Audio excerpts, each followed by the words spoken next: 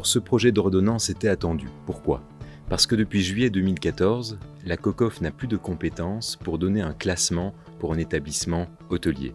De sorte que depuis 2014, les panonceaux avec les classements n'ont plus réellement de signification, et surtout depuis 2014, tout nouvel établissement n'a plus la possibilité d'obtenir un classement.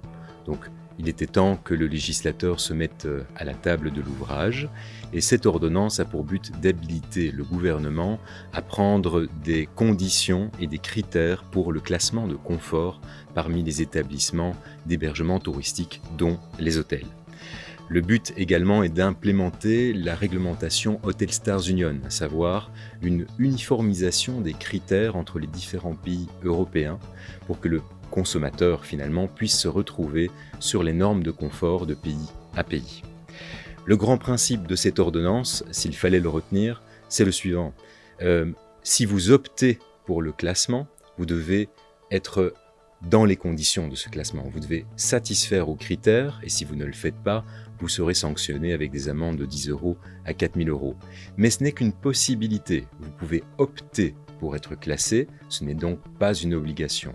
En revanche, votre enregistrement en tant qu'établissement hôtelier, hébergement touristique, est obligatoire depuis l'ordonnance du 8 mai 2014, avec son entrée en vigueur en avril 2016, mais il s'agit donc d'une faculté d'être classé.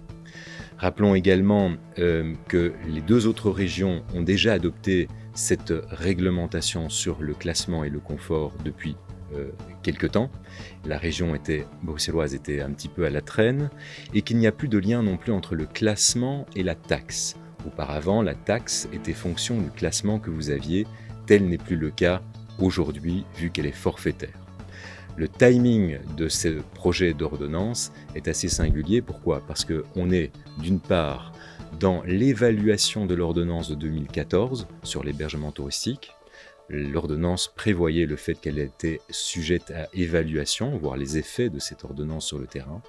Et d'autre part, la Commission européenne a introduit une procédure en infraction à l'égard de la Belgique pour cette ordonnance de 2014. La Commission estime à ce stade que cette réglementation pourrait être contraire aux réglementations européennes. L'affaire est donc à suivre sur ce point également.